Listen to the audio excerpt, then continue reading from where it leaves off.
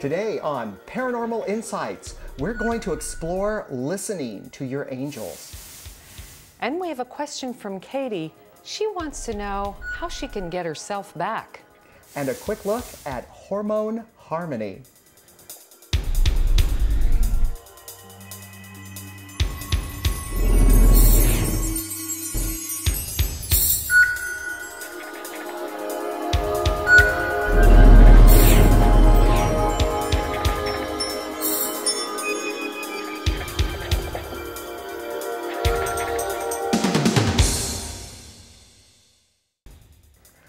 I'm Joseph Ernest Martin.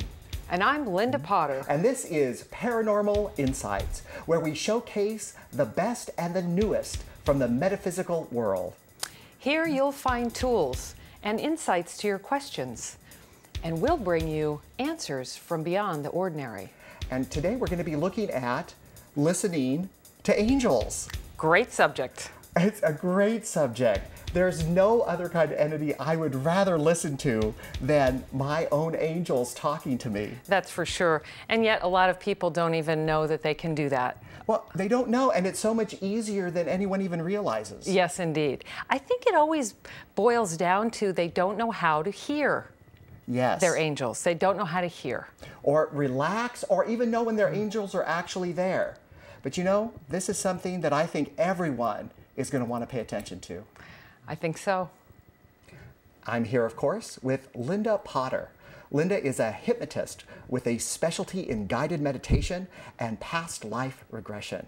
She's also the author of a wonderful new book, The Miracle of Self-Healing. An award-winning author for over 20 years, Joseph Ernest Martin is the author of the international bestseller, The Quest to Row, and recipient of the Visionary Award of Excellence. Angels are a symbol of comfort and peace. We see them as beings of pure love, there to help us along our life path. Our angels have no trouble hearing us, but most people have a lot of trouble hearing the messages from their angels. Here are some tips to help you hear your angels loud and clear. Start by asking for their help. This is how you start to place a call to them. Next, monitor your own breathing. Make sure you have a slow and even breath. This slows down the rapid release of energy from your brain and starts to get you in the right frequency to hear your angel messages. Most people, when in fear or stress, actually hold their breath before gasping in air. All fear responses block messages from the other side. Starting with controlling your breathing is the first best step in hearing your angels. Next, check in with your body. Relax your neck, your head, your shoulders, your arms, your legs, your feet. Sit comfortably in a chair and have your posture be straight but relaxed. Release the tension in your muscles and try to be still for just a moment. This may take some time as most people are not used to relaxing at all. Still your busy mind. Over time, you will be able to tell the difference between your angel voices and your own mind voice. Angels are meant to help, but not tell us what to do. They want us to make great decisions for ourselves, but it is bad karma even for them to take control of our own lives. Create a quiet spot in your mind, a stillness that will create a space for your angels to fill in with their divine messages. You are not meant to follow blindly whatever comes through from the other side. You must decide what you will do and how you will think. Angel messages are always filled with love and forgiveness. The other kind of message that you might get would not be from an angel. Ask your angels for a sign. Pay attention to the environment. Ask for something in the physical world you can refer to. As with most spirits, angels can sometimes forget what it's like to be alive in the physical world. Asking them to get involved in this earth plane is a good way to manifest their involvement in your particular need. Do remember that sometimes your angels may just say no or not answer. If that happens, don't be discouraged. It may simply mean that you are meant to decide for yourself on the specific life question. You can do this while lying in bed, in the in-between state between consciousness and unconsciousness. This theta mind state is the perfect frequency to hear your angels. In studies done on psychics, it appears that they actively are able to put themselves into a theta state while fully conscious. This takes some practice, and most of us spend years learning how to do this. To get started, try lying down in bed, focus on your tools that I've mentioned so far, and open to your angels and their messages. Your angels are talking to you. Are you listening? As a past life regressionist, I often use my clients' spirit guides as helpers during a past life regression session. If we're looking at the life lessons or life's purpose, their spirit guide may give insight that will be very informative and often emotionally healing. Many cultures and religions refer to spirit guides as guardian angels. In Doreen Virtue's book, Angels 101, she discusses the basics of angels and lists spirit guides among them. Angels help with everything, and when we ask, the one that's sent is always appropriate for the job. We know, for example, that the Archangel Ariel is the guardian healer of animals and is a helper toward conserving our natural world. Ariel is who to call on for these issues. If you're in need of a healing, consider calling on Archangel Raphael. This angel's expertise falls within the health and healing for humans and animals. There are numerous books on the hierarchy of angels and their known attributes available in bookstores and on Amazon.com. An easy way to connect with your angels is a simple matter of relaxing in a meditative state, calling on your specific angel, and listening to your thoughts. I like to sit comfortably in a quiet location, take a couple of deep breaths, and close my eyes, and count myself down from 10 to 1 as I step down into an imaginary staircase. I tell myself that at the end of the staircase will be a meadow with 2 very comfortable chairs in the middle of it. One chair is for me, the other is for my angel. And as I sit down, I ask for my angel to join me, and then I pose a question in my mind for them. Whether I'm able to see them or not isn't important. What's important is the message they have for me and the very special feeling of love that descends when they come. In asking our angels, they help us in miraculous ways, but it's their divine guidance that helps us to help ourselves. We just need to listen to that guidance. If we've asked them to help us with a job change, and a job change to our liking comes along, but we don't take it out of our fear of making a mistake, we may be overriding our own request for a job change. We have a responsibility to pay attention to the help that comes our way. Angels are here for us to call upon them, and when we do, their help is swift. We should never fear asking for too much. They're very special emissaries with a loving, supportive presence. They're always waiting for us in the wings, so to speak, waiting for our call. You know, this really is one of my favorite topics ever, to talk about angels. Their presence feels so beautiful and blissful and amazing. When they come, I feel their presence is really kind of like beyond words. You know, it's an interesting thing about angels because a lot of people feel that they're untouchable, or what are they, and they're so far away from us and so outside of us that they don't know how to go after them. And that's understandable, isn't it? It is. But I don't know if people really realize how many times our angels will actually show up. In readings I do for people, there's been countless times as I'm reading the person in front of me psychically that their angel will appear behind them. And so often their angel will let their wings come out so that I actually know it's an angel. Whenever that happens, that energy is so incredible. It actually makes me cry. That's what you had said before. Yes, I haven't experienced that. My biggest connection with angels has been through, most of the time, through my clients and getting their spirit guides. And then once they get their spirit guides, which they're called guardian angels as well, but the rest of the angel world is there for them too. And it's really dependent upon what they want to see, who they want to see, and if they want to call on any particular angel, they'll do so. And boy, they always show up. What is the difference between an angel and a guide? Before you incarnate into this earth plane, you, your higher self, determine what you will experience and your challenges. You then work with and ask spirits that have lived before to help you in this upcoming lifetime.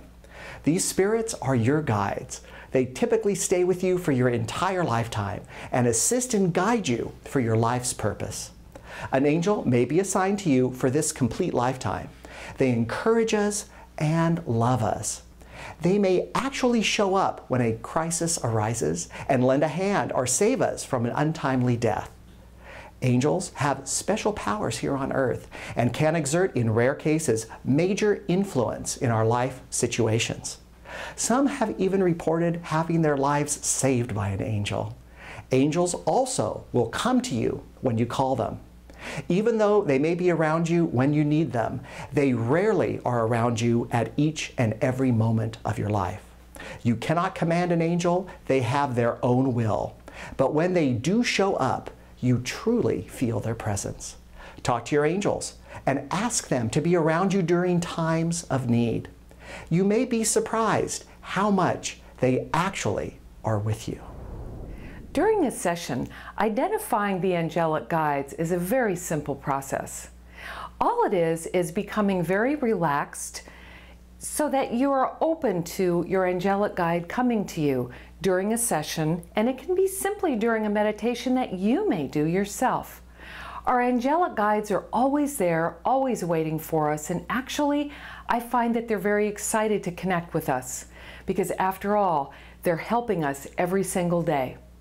What I like to do is relax someone and allow them to create a place through guided imagery that I may give, which can be in a meadow, a mountaintop, it can be an ocean beach, but a place that's created in your mind that you can actually meet with your guide.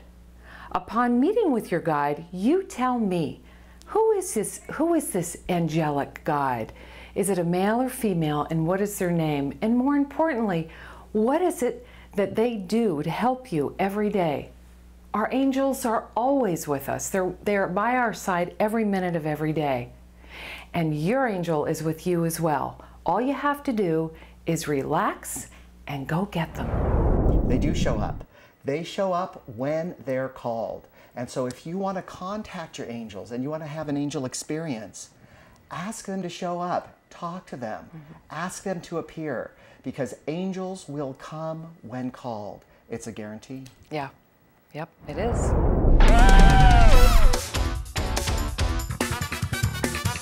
We're here at the Holistic Living Expo, one of 50 shows a year that Dean Price puts on, where there are exhibits that are fabulous. There's learning for everybody, and we're here to show you some of the very best.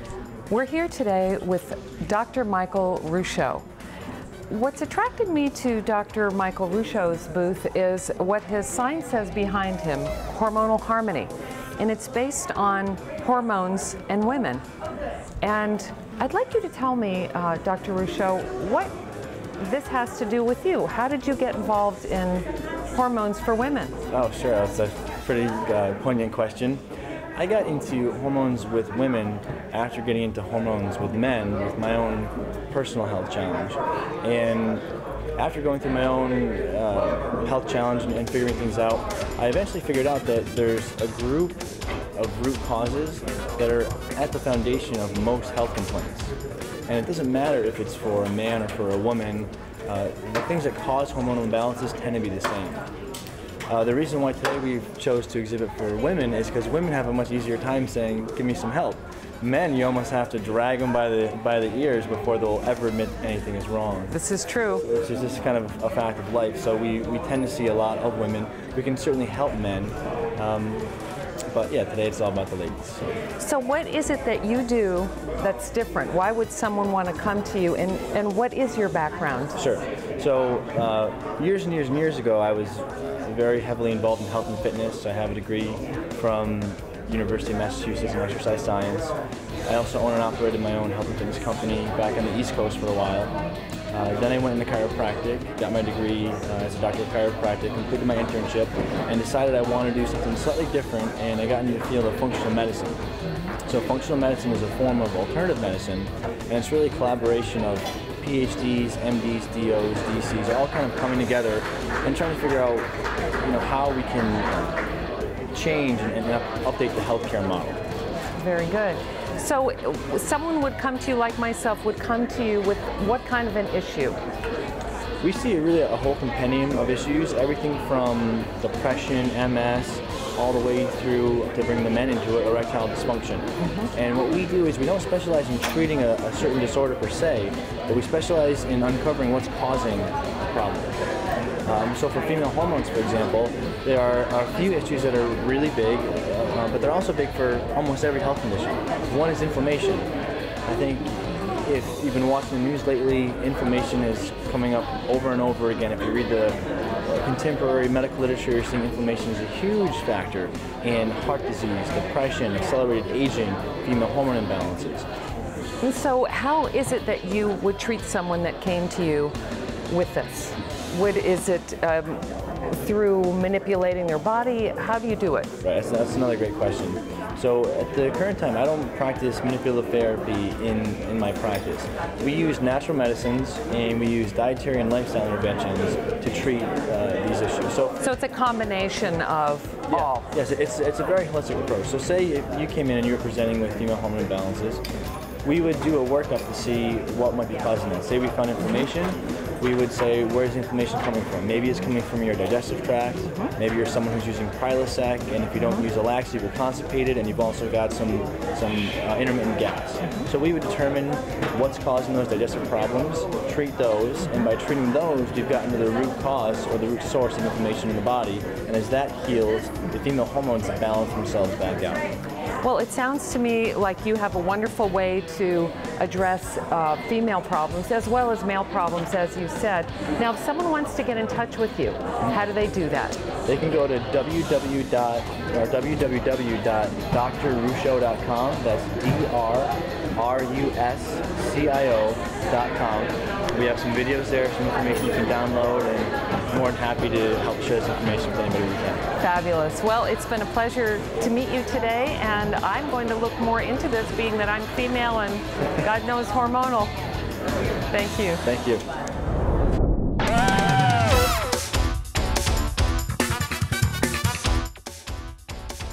Hi Joseph, hi Linda. I was wondering if I am going to find any self-confidence to build in myself. I've lost myself completely and I am trying to regain myself into myself, to be as one in my heart, my soul, my mind. And I would greatly appreciate it if there's anything coming my way anytime soon. Thank you, Katie, for such a heartfelt question. Yes, it really is. And self-confidence, all of us are having that energy, and all of us are facing that kind of issue right now. I've already mixed the cards. I've asked my guides to come through, and let's see what they have to say for you, for yourself, and for self-confidence, especially going into the future for yourself. The first thing I want to tell you is that you are so not alone. You have people around you who love you and care for you. But there are some people in your life that have been actively being negative and actively actually trying to hurt you.